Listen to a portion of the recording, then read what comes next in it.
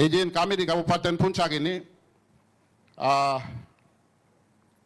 penyelenggaraan pemerintahan, pelayanan kemasyarakatan dan pembangunan berjalan di tempat.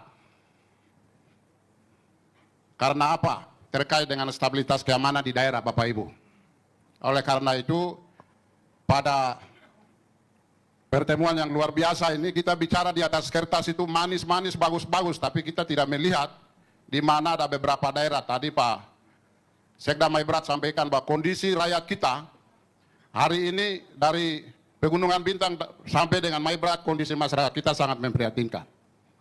Ya, oleh karena itu harap supaya kita berbicara tentang sistem, berbicara tentang otonomi khusus Papua, tetapi rakyat kita menderita sama saja Bapak Ibu. Karena apa?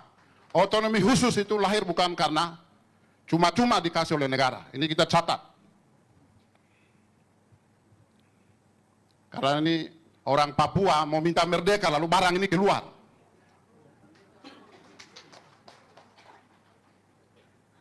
Kemarin Pak Dr. Agus Gumilar menyampaikan bahwa data pendidikan setanah Papua itu 600 anak tidak bersekolah hari ini. 600.000. Belum berbicara tentang kesehatan, belum berbicara infrastruktur. Oleh karena itu, pada kesempatan ini saya menyampaikan bahwa kondisi Kabupaten Puncak, kondisi Kabupaten Intan Jaya, kondisi Pegunungan Bintang, kondisi Jagokimon, Dugama, Maibrat, Tambrau, rakyat sekarang tidur di tenda-tenda, Pak. Hari ini rakyat tidur di tenda-tenda.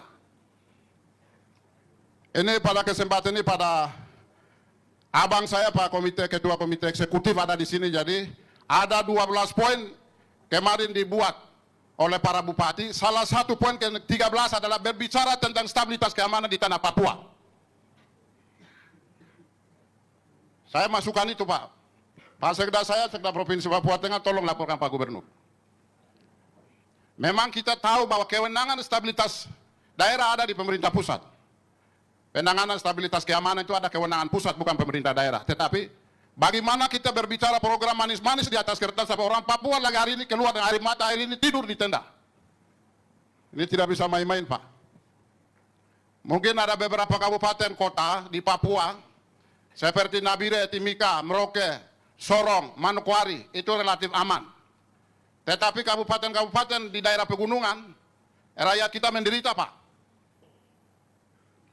Oleh karena itu, sistem yang disampaikan oleh Bapak-Bapak pembawa materi tadi, harap supaya khusus untuk daerah-daerah pegunungan, daerah-daerah yang tidak bisa dijangkau dengan sistem atau internet, mohon juga dipertimbangkan juga di sini. Agar supaya apa?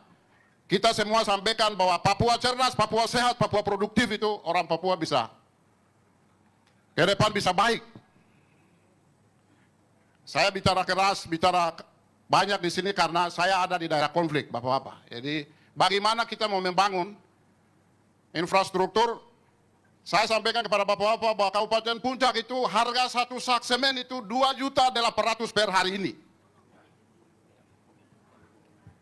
Kalau kita angkat roda 4 dari Timika ke Puncak, Bapak Ibu bayangkan itu sekali angkut 600.000, Pak. 600 juta. Ini sama dengan harga satu mobil. Kita mau membangun, dari sisi anggaran setiap APBD kita dapat 1, sekian. Kemudian biaya keamanan, biaya para pengungsi. Bayangkan Bapak Ibu, tingkat kemahalannya sudah besar, bagaimana keamanan juga terganggu, bagaimana kita mau membangun. Nah ini. Genap sudah penderitaan kita, Bapak Ibu.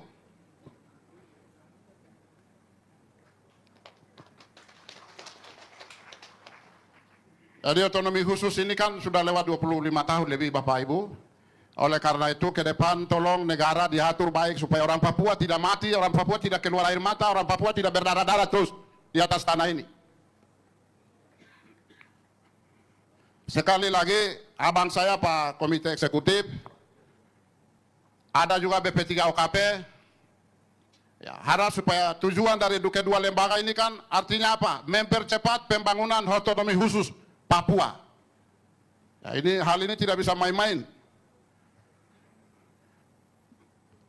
Bapak-bapak hari ini tolong bicara dengan Pak Menteri Dalam Negeri sampai dengan Pak Presiden supaya tolong bicara tentang stabilitas keamanan tanah Papua. Jangan bicara program pendidikan kesehatan. Kami di puncak ini pendidikan kesehatan tidak jalan, Pak. Kalau angkanya Pak Dr. Sumule sampaikan 600 ditambah dengan kami di puncak dan Intan Jaya, di Maibrat, di Ndugama, daerah-daerah konflik ini mungkin udah tambah lagi 800.000. Nanti akan meningkat itu. Jadi jangan kita bicaranya percepatan saja, tapi orang Papuanya tidak melihat. Ini nggak boleh, Pak. Karena Otsus itu lahir karena masyarakat kecil ini. Kami berdasi berbaju, sekarang kita duduk di ruangan AC, tapi hari ini masyarakat saya tidur di tenda, Pak. Jadi tolong selesaikan ini dulu. Bagaimana strategi untuk penanganan terkait dengan keamanan dulu. Nanti pembangunan akan ikuti itu, rakyat lagi menderita hari ini. Nah, itu yang saya sampaikan. Terima kasih apabila saya ada sampaikan kata-kata kotor, saya tarik kembali. Yang sempurna adalah milik Tuhan. Selamat siang. Wabillahi taufiq wal hidayah. Wassalamualaikum warahmatullahi wabarakatuh. Selesai.